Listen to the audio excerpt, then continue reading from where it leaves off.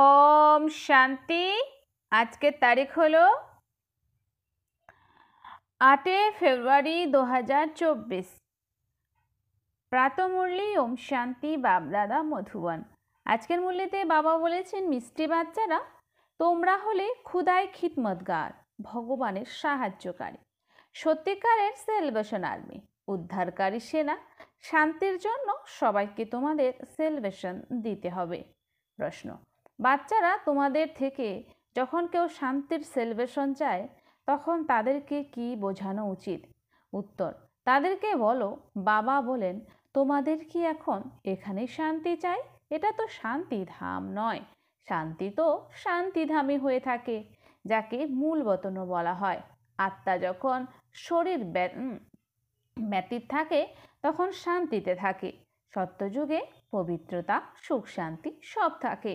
বাবা এলে এই উত্তরাধিকার প্রদান করেন। তো বাবা এসে আমাদের এই উত্তরাধিকার প্রদান করেন। তোমরা বাবাকে স্মরণ করো। ওম শান্তি। আত্মাদের বাবা বসে আত্মারূপী বাচ্চাদের বোঝাচ্ছেন। প্রত্যেক মানুষ মাত্রই এটা জানে যে আমার মধ্যে আত্মা আছে, জীবাত্মা বলা হয়, তাই না? প্রথমে আমি হলাম আত্মা, পরে শরীর প্রাপ্ত হয়। কেউই নিজের আত্মাকে দেখেনি, শুধু এটাই বোঝে যে আমি হলাম আত্মা। যেরকম আত্মাকে জানা যায় কিন্তু দেখা যায় না, সেরকমই পরমপিতা পরমাত্মার জন্য বলা হয় যে পরমাত্মা মানে পরম আত্মা, কিন্তু তাকে দেখা যায় না, না নিজেকে আর না বাবাকে দেখা যায়।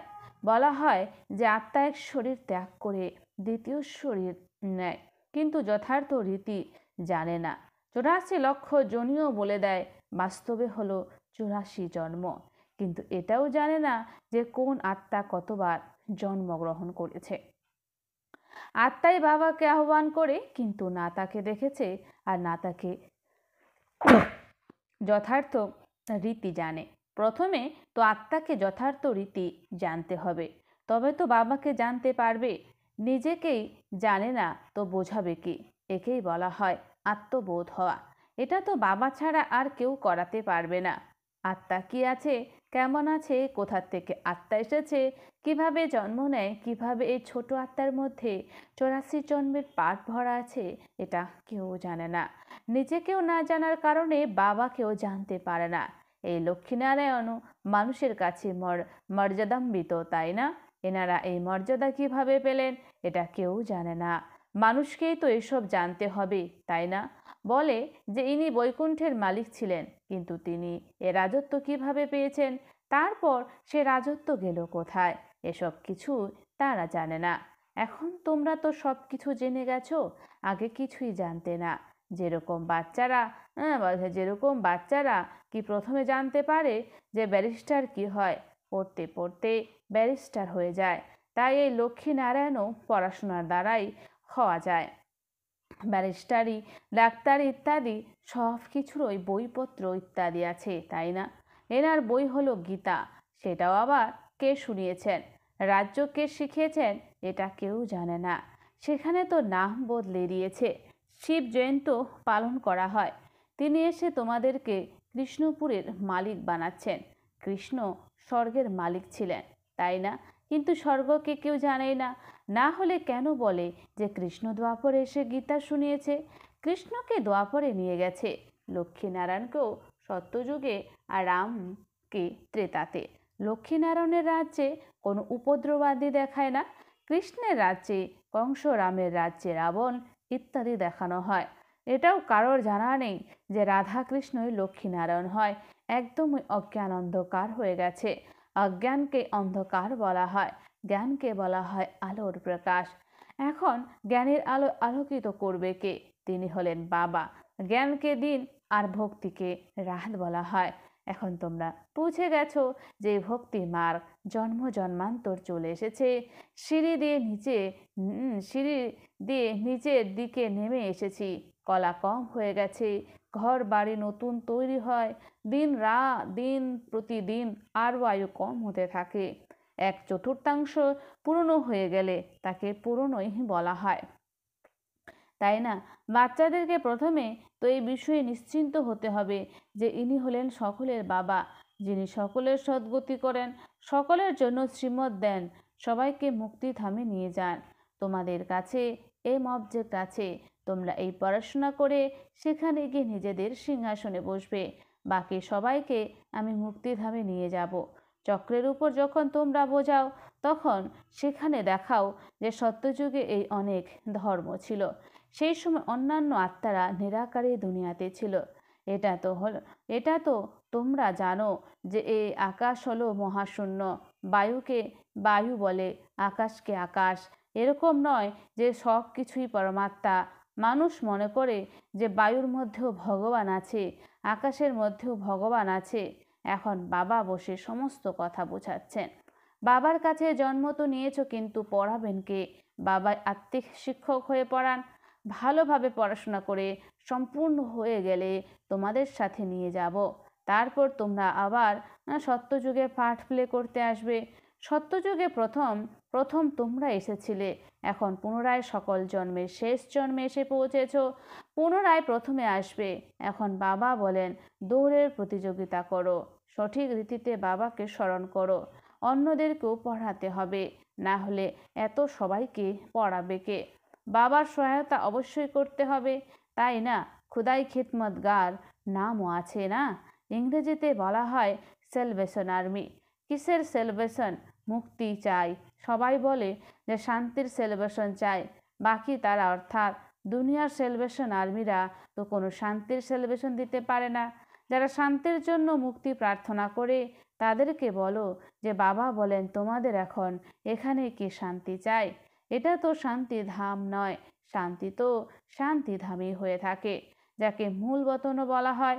আত্মা যখন শরীর ব্যতীত থাকে তখন শান্তিতে থাকে। সত্যযুগে পবিত্রতা, সুখ, শান্তি সব আছে। বাবাই এসে এই উত্তরাধিকার প্রদান করেন।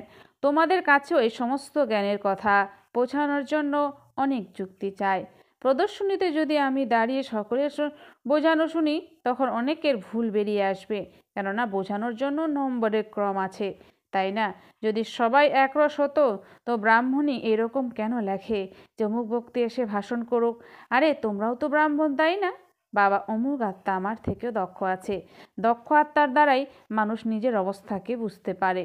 নম্বরের ক্রম তো আছেই, তাই না? যখন পরীক্ষার ফলাফল বেরোবে তখন পুনরায় তোমাদের সাক্ষাৎকার হবে, তখন উপলব্ধি করবে যে আমি তো শ্রীমতে চলিনি। বাবা বলেন যে কোনোরূপ বিকর্ম করো না, কোনো দেহদারির সাথে সম্পর্ক রেখো না। এটা তো পঞ্চতত্ত্ব দিয়ে তৈরি শরীর আছে, তাই না? পঞ্চতত্ত্বকে কি পূজা করতে হয় নাকি স্মরণ করতে হয়? যদিও এই চোখ দিয়ে দেখো, কিন্তু স্মরণ বাবাকে করতে হবে। আত্মা এখন জ্ঞান প্রাপ্ত করেছে, এখন আমাকে ঘরে ফিরে যেতে হবে, তারপর বৈকুণ্ঠে আসতে হবে। আত্মাকে বোঝা যায়, দেখা যায় না। আত্মাকে বোঝা যায়, দেখা যায় না, সেরকম এটাও বুঝতে হবে। তবে হ্যাঁ, দিব্য দৃষ্টি দিয়ে নিজের ঘর বা স্বর্গকে দেখতে পারো। বাবা বলেন যে বাচ্চারা মনমনা ভব মধ্যাজি ভব, মানে বাবাকে আর বিষ্ণুপুরীকে স্মরণ করো। তোমাদের এম অবজেক্ট হলো এটা। বাচ্চারা জানে যে আমাদেরকে এখন স্বর্গে যেতে হবে, আর বাকি অন্যান্য আত্মাদেরকে মুক্তিতে থাকতে হবে। সবাই তো আর সত্যযুগে আসতে পারে না। তোমাদের হলো ডিটিজম, আর এখানে তো হলো মানুষের ধর্ম। মূল বতনে কোনো মানুষ থাকতে পারে না, এটাই হলো মনুষ্য সৃষ্টি। মানুষই তম প্রধান হয়, আবার পুনরায় শত প্রধান হয়। তোমরাই প্রথমে শূদ্র বর্ণ ছিলে, এখন ব্রাহ্মণ বর্ণ হয়েছ। এই বর্ণ কেবলমাত্র ভারতবাসীদেরই আছে, অন্য কোনো ধর্মকে এরকম বলা হয় না যে ব্রাহ্মণ বংশী, সূর্যবংশী। এই সময় সবাই শূদ্র বর্ণ হয়ে গেছে, জরাজীর্ণ অবস্থা হয়ে গেছে। তোমরা পুরনো হয়ে গেছো, তাই সমগ্র ঝাড় জরাজীর্ণ তমপ্রধান হয়ে গেছে। তারপর সমগ্র বৃক্ষের সকল আত্মারা একসাথেই তো আর শতপ্রধান হয়ে যায় না। শতপ্রধান নতুন বৃক্ষে কেবলমাত্র দেবী দেবতা ধর্মের আত্মারাই আসে। পুনরায় তোমরাও সূর্যবংশী থেকে চন্দ্রবংশী হয়ে যাও। পুনর্জন্ম তো নিতেই হয়, তাই না? তারপর ক্রমানুসারে বৈশ্য শূদ্রবংশী বলছি, ক্রমানুসারে বৈশ্য শূদ্রবংশীর সমস্ত কথা হলো নতুন। জ্ঞানের সাগর এখন আমাদের পড়াচ্ছেন। তিনি হলেন পতিত পাবন, সকলের সদ্গতি দাতা। বাবা বলেন যে আমি তোমাদেরকে জ্ঞান প্রদান করি, তোমরা দেবী দেবতা হয়ে যাও, তখন আর এই জ্ঞান থাকে না। জ্ঞান দেওয়া হয় অজ্ঞানীদের। প্রত্যেক মানুষে এখন অজ্ঞান অন্ধকারে আছে, আর তোমরা আছো আলোর দুনিয়ায়। এনার 84 জন্মের কাহিনীও তোমরা জেনে গেছো, মানে ব্রহ্মা বাবার আমরা 84 জন্মের কাহিনীও জেনে গেছি। বাচ্চারা, তোমাদের মধ্যে এখন সমগ্র জ্ঞান আছে। মানুষ তো বলে যে ভগবান এই সৃষ্টি রচনা করেছেন কেন, কেন মোক্ষ প্রাপ্তি হয় না? আরে এটা তো দৈব নির্ধারিত খেলা, এটা তো হলো অনাদি ড্রামা, তাই না? তোমরা জানো তো এটা তো হলো অনাদি ড্রামা, তাই না? তোমরা জানো যে আত্মা এক শরীর ছেড়ে অন্য শরীর নেয়। এতে চিন্তা করার কি দরকার আছে? আত্মা গিয়ে নিজের দ্বিতীয় পার্ট অভিনয় করে। কান্না তো তখন আসে যখন পুরনো জিনিস ফিরে পাওয়ার আশা থাকে। কিন্তু এখানে আত্মা একবার শরীর ছেড়ে দিলে পুনরায় তো সেই শরীরে ফিরে আসে না। তাহলে কেঁদে কি হবে? এখন তোমাদের সবাইকে মোহজিত হতে হবে। এই কবরস্থানে তোমাদের কি মোহ থাকতে পারে? এখানে তো কেবল দুঃখই দুঃখ। আজ বাচ্চা আছে, কাল বাচ্চাও এরকম হয়ে যায় যে বাবার পাগড়ি খুলে নিতেও, নিন্দা করতেও দেরি করে না, বাবার সাথে লড়াই ঝগড়া করে। এই জন্য একে বলা হয় অনাথের দুনিয়া। তাদেরকে শিক্ষা দেওয়ার জন্য এখানে কোনো গুরু বা শিক্ষক নেই। বাবা যখন এরকম অবস্থাকে দেখেন, তখন সবাইকে জ্ঞানী করতে আসেন। বাবা এসে সবার মধ্যে জ্ঞানের আলো প্রজ্বলিত করেন। এখানে যেমন প্রধান বিচারক এসে সমস্ত ঝগড়া মিটিয়ে দেয়। সত্যযুগে কোনো ঝগড়াঝাটি হয় না। সমগ্র দুনিয়ার ঝগড়া মিটে গেলে তারপর জয় জয়কার হয়। এখানে সিংহভাগ হলো মাতারা, এনাদেরকে দাসীও মনে করা হয়। বিবাহের সময় তোমাদের বলে দেওয়া হয় যে তোমার প্রতি হলো ঈশ্বর, গুরু আদি সব কিছু। প্রথমে মিস্টার, তারপর মিসেস। এখন বাবা এসে মাতাদেরকে আগে রাখেন। তোমাদের উপরে কেউ বিজয় পেতে পারে না। বাবা তোমাদের এখন সমস্ত নিয়ম কায়দা শেখাচ্ছেন। মোহজিৎ রাজার এক কাহিনী আছে, সেগুলো সব হলো গল্প কথা। সত্যযুগে কখনো অকালে মৃত্যু আদি হয় না। নির্দিষ্ট সময় এক শরীর ছেড়ে দ্বিতীয় শরীর ধারণ করে সাক্ষাৎকার হয়। এখন এই শরীর বৃদ্ধ হয়ে গেছে, পুনরায় নতুন নিতে হবে। সেখানে গিয়ে ছোট বাচ্চা হতে হবে। এই খুশিতে শরীর ছেড়ে দেয়। এখানে তো দেখো, যতই বৃদ্ধ হোক, রোগী হোক, আর এটাও বোঝে যে যদি এই শরীর থেকে মুক্ত হয়ে যায় তো ভালোই হয়, তবুও মৃত্যুর সময় অবশ্যই কাঁদে। বাবা বলেন যে এখন তোমরা এমন এক জায়গায় যাচ্ছ যেখানে ক্রন্দন করার কোনো নামই নেই। সেখানে তো শুধু খুশি আর খুশি। তোমাদের সর্বদা অসীম জগতের অসীম খুশিতে থাকতে হবে। আরে আমরা বিশ্বের মালিক হতে চলেছি। ভারত সমগ্র বিশ্বের মালিক ছিল, এখন টুকরো টুকরো হয়ে গেছে। তোমরাই পূজ্য দেবতা ছিলে, পুনরায় পূজারী হয়ে গেছো। ভগবান কি আর নিজেই পূজ্য আবার নিজেই পূজারী হতে পারেন? আর যদি তিনি পূজারী হয়ে যান, তাহলে তোমাদেরকে পূজ্য কে বানাবে? ড্রামাতে বাবার পার্ট আলাদা আছে। জ্ঞানের সাগর হলেন এক, সেই একজনেরই মহিমা হয়। যখন তিনি জ্ঞানের সাগর আছেন, তবে কখন এসে জ্ঞান দেবেন যার দ্বারা আমাদের সদ্গতি হয়। এখানে অবশ্যই আসতে হয়। প্রথমে তো বুদ্ধিতে এটা ধারণ করো যে আমাদেরকে কে পড়াচ্ছেন। ত্রিমূর্তি, সৃষ্টিচক্র, গোলা আর কল্পবৃক্ষ ঝাড়, এই হলো মুখ্য চিত্র। কল্পবৃক্ষকে দেখলেই তাড়াতাড়ি বুঝে যাবে যে আমরা হলাম অমুক ধর্মের। আমরা তো সত্যযুগে আসতে পারবো না। এই সৃষ্টিচক্রের চিত্র তো অনেক বড় হওয়া দরকার, সব কিছুই যেন সেখানে লেখা থাকে। শিব বাবা ব্রহ্মার দ্বারা দেবতা ধর্ম অর্থাৎ নতুন দুনিয়া স্থাপন করেছেন। শঙ্করের দ্বারা পুরনো দুনিয়ার বিনাশ, পুনরায় বিষ্ণুর দ্বারা নতুন দুনিয়ার পালনা করেন। এটাই সিদ্ধ হয়ে যায়। ব্রহ্মা থেকে বিষ্ণু, বিষ্ণু থেকে ব্রহ্মা, দুজনেরই কানেকশন আছে, তাই না? ব্রহ্মা সরস্বতী সত্যযুগে লক্ষ্মীনারায়ণ হন। উন্নতি কলা এক জন্ম ধরে হয়, আর অবনতি কলা উন্নতি কলা এক জন্ম ধরে হয়, আর অবনতি কলা 84 জন্ম সময় লাগে। এখন বাবা বলেছেন যে সেই সকল শাস্ত্র আদি সত্য আছে নাকি আমি সত্য আছি? সত্যিকারের সত্যনারায়ণের কথা তো আমি শোনাই। এখন তোমাদের নিশ্চয় আছে যে সত্য বাবার দ্বারা আমরা নর থেকে নারায়ণ হচ্ছি। প্রথম মুখ্য কথা হলো যে একজন মানুষকে একসাথে কখনো বাবার শিক্ষক এবং সদ্গুরু বলা যায় না। গুরুকেও কখনো বাবা টিচার বলে কি? এখানে তো শিব বাবার কাছে জন্ম নিতেই শিব বাবা তোমাকে জ্ঞান প্রদান করেন, তারপর সাথে করে নিয়ে যাবেন। মানুষ তো এরকম হতে পারে না যাকে একসাথে বাবা, শিক্ষক এবং গুরু বলা যায়।